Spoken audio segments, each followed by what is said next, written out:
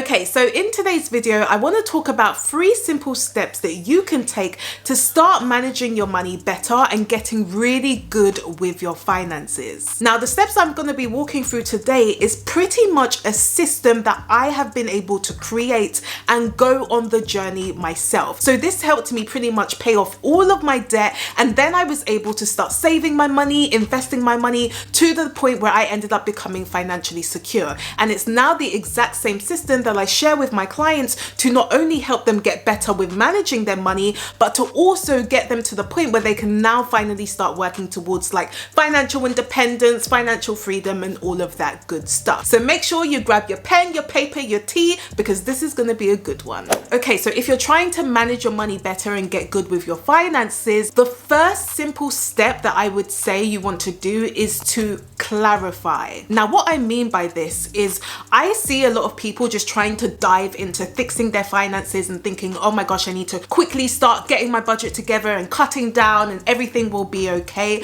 When in reality, that might not be the best step to take. Now, yes, you are probably going to be thinking about doing your budget, but the first step is to really get clear on where you're currently at and where you want to go. So really clarify exactly what your financial position is currently and where you're looking to go in the future. Now, the reason why I say it's very important before you start diving into your finances is because in order for you to start getting better with your finances, you really need to understand where you're coming from. So you need to figure out, for example, are you starting at the point where you have debt, or are you starting at the point where you maybe have a little bit of savings and that's it?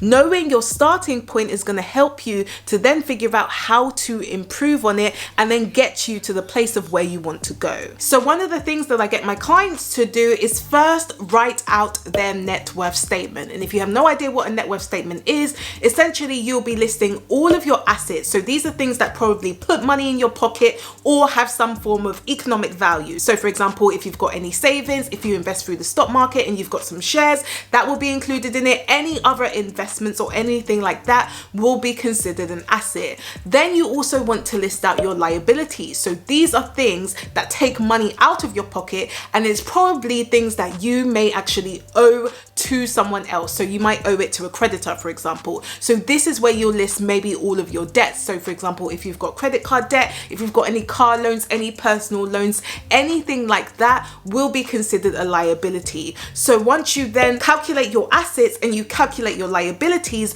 your net worth is essentially your assets minus your liabilities. Now, I do want to make a point that this is probably one of the scariest things that you will do, especially if you have never done a net worth statement before, because that means you're going to have to write your numbers down. So you are going to face the reality of what your net worth actually is. And if your net worth is minus, that obviously means that you have a lot more liabilities compared to assets. Whereas if your net worth is a positive, then it may mean that you actually have savings, or you may have investments, for example, and you just want to keep improving on that. But I would definitely say that yes, it is scary. The first time I ever did my net worth statement, it was horrific, to be honest. But I will say that it will 100% help you figure out where your starting point is, and then you can understand what you need to focus on. For example, you may need to focus on reducing your liabilities, or you may just need to focus on increasing your assets. And if you're liking this video so far, then feel free to give me a thumbs up, as it really does help to support the channel. Plus, I'm sure you know it's free. Now, another part of the clarifying step is to, of course, understand where you're currently at. But you also want to be clear on where you want to go. And this is one of the things that I see people missing. They may understand, okay, this is how much debt I have, and maybe I have this amount of savings, but then they don't think about their future. So where are they actually trying to go?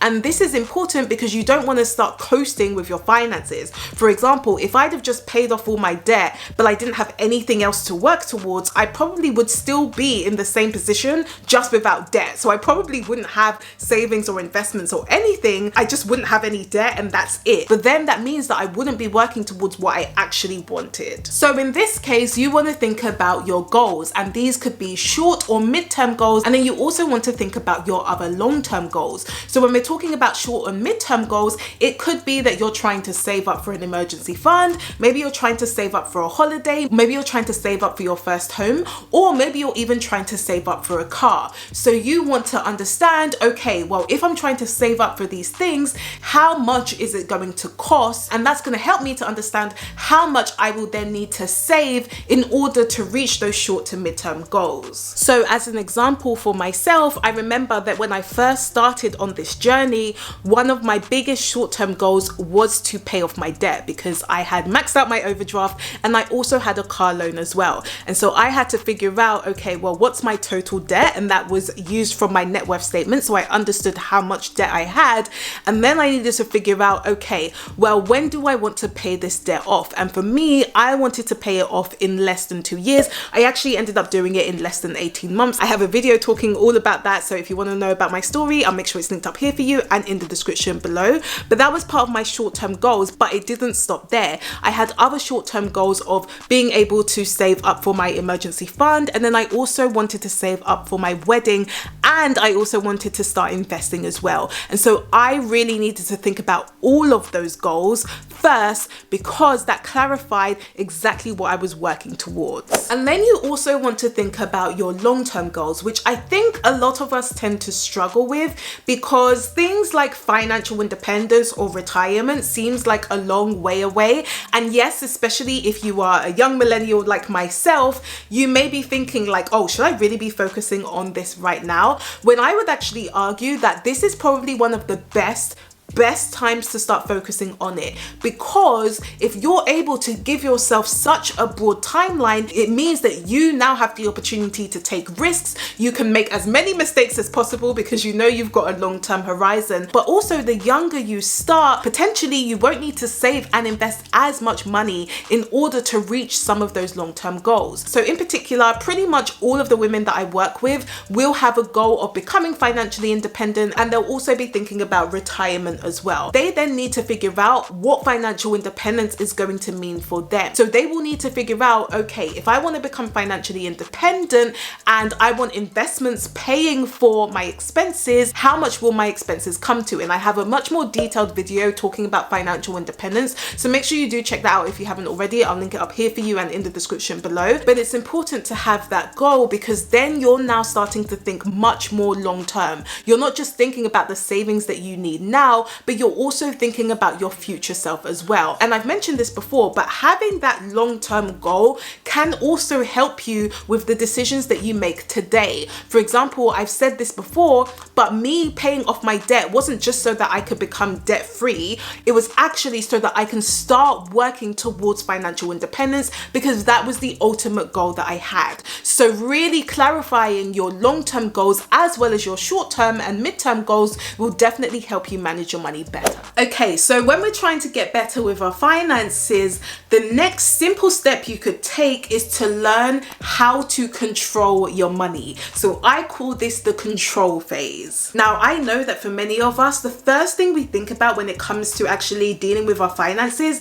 is to pretty much just make more money and then maybe just start investing our money, and then everything else will just sort itself out. When in reality, the money habits that you have will carry on even if you make more money and even if you start investing your money. So for example, if you know you're an overspender and you spend excessively all the time and you have no idea why, but it keeps happening and it's stopping you from saving money, just making more money won't fix that. You will probably end up spending more money because you have more money to play with. And I'm speaking from personal experience because I used to be an excessive spender. But what I realized is that I needed to learn how to control the money that I have so that that when God blesses me with more money, I understand where that money is going. So when I'm talking about controlling your money, these are when things like having a budget will be helpful. Now, I know that you probably think that budgeting restricts you and that it's just gonna stop you from spending money. And I would argue and say that that is probably one of the biggest myths out there. And I say this because I was the type of person who literally spent her whole paycheck and I could never tell you what I spent my money on. I realized actually having a budget is one of the best things you can do if you know how to do it right. And the reason why I say that is because when you have a budget and you understand, you know, what your total costs come to, so you understand what your essential bills come to and you understand how much you're typically spending, this will help guide you to your goal. So when I was talking about clarifying where you're currently at and where you want to go, having a budget is just a vehicle to help you to figure out how to get to the place that you want to go. So for example, because I know that I'm trying to save a certain amount to buy my home as one of my goals, a budget will help me understand, first of all, how much realistically I can save each month, and second of all, it will help me to prioritize what's more important to me. So with my budget, I know that I'm going to prioritize my savings because I really want to buy my home. And so once I've done that, plus I've set aside money for my other essential bills, so these are bills that I know I need to pay for whether I like them or not. Once I've done that, I am free to spend the rest of the money because I know that my savings and investments are taken care of and I know that my essential bills are paid for. And I'm telling you, as a spender, this is one of the best things to just help alleviate that anxiety, because for a lot of us, the reason why we just feel like we're not very good with money, or we just have all of these money worries all the time, or we feel stressed with money, is because we don't necessarily understand where our money is going. If you're able to understand that your money is taken care of when it comes to your bills and your savings and investments, that should free you to then be able to just spend the rest of the money because everything else is taken care of. And that is why I do not feel guilty when I spend my money. It's because the budget has allowed me to prioritize what's important, and then everything else I can just spend on whatever I want. Now, within this control phase, there are also other things you can do. So you can learn how to actually save more money without having to cut back, because I feel like every time I talk about managing money or budgeting, people just think that it means that you're supposed to just cut back on everything and just count your pennies and that's it. No, I don't have time to be counting pennies, okay? I want to also live my life, but I also want to think about my financial future.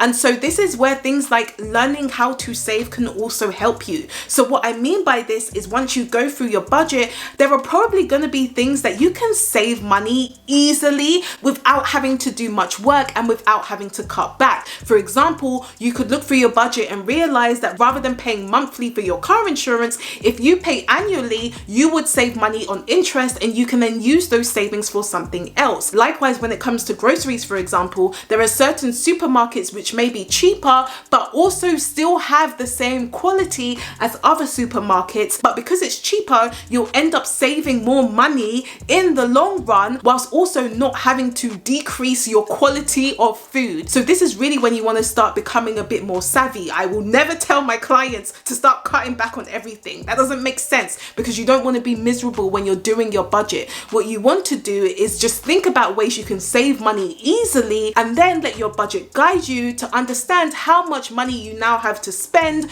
once you've then taken care of your savings and investments and your essential bills. So all in all, you want to be creating a really clear system so that whenever you get paid, your money just flows through the system. You understand where that money is going through, and that will then help alleviate the money stress because you already have the other things taken care of, and so you're just free to spend again how you like. So the next step when it comes to getting better with your finances and managing your money well is what I now call the accelerate phase. So now that you have clearly defined goals, so you know exactly what your starting position is, you know exactly where you want to go, and you've also been able to control your money money as well, so controlling the money that you currently have, well, the next step is to now think about how you can grow that money as well. And so that's why I call it accelerate. And so this is really where investing will come in, especially if you're trying to make your money now work for you. Because yes, saving is great, and saving is definitely one of the key foundational things that you want to do. But if you're thinking about your long-term goals, so things like financial independence or retirement, it is going to be very difficult to save your way there. So what I'm saying is that yes, you want to learn how to save, but you also want to learn how to use those savings to now invest it and get a potential higher return so that you can reach your goals a lot quicker. And so when you're thinking about investing your money, essentially what you want to do is get your money to work for you so that you can expect some type of return back. Now, I can already hear the fears in your head, especially if you're a woman. Investing may sound very scary to you, especially because it just sounds like it's a completely different language. And you might be thinking, you know, if I invest my money, am I going to lose money? Everything seems overwhelming. And whilst that may be the case and you may have those fears, I will tell you that one of the biggest reasons why you have that fear is simply just because you don't understand it. So when I didn't really understand what investing meant, of course I was scared. I was like, why would I invest my money into something I don't know? But what I want to actually get you to understand is you have probably already started investing your money before, you just didn't realize it yet. So if you went to university in the past, or you went to college, you know, for my US people, if you actually went into higher education and you actually used money to pay for that education, well, then you technically started investing. Why? Because you were expecting some type of return back. So you may have even used student loans to pay for your education, but the reason why you did that is because you were expecting something back. You were expecting to have a degree back, and you were expecting to be able to find a job after you completed your degree. And that also meant that you had to take an element of risk as well,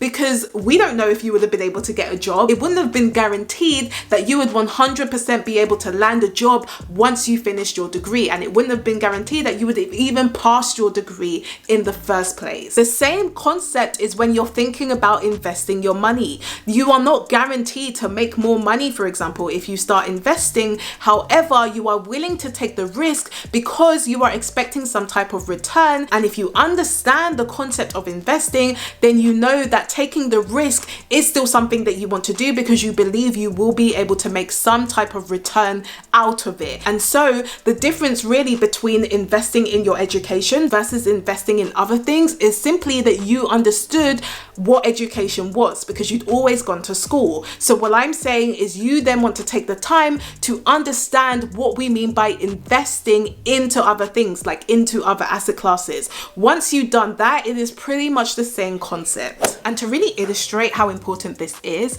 let's say that you decide that actually you don't want to invest your money. It's just something that you're not interested in. You would rather just save your money in the bank account and keep it safe right until retirement. So let's say that you're 30 years old and you're hoping to retire by about 60 years old.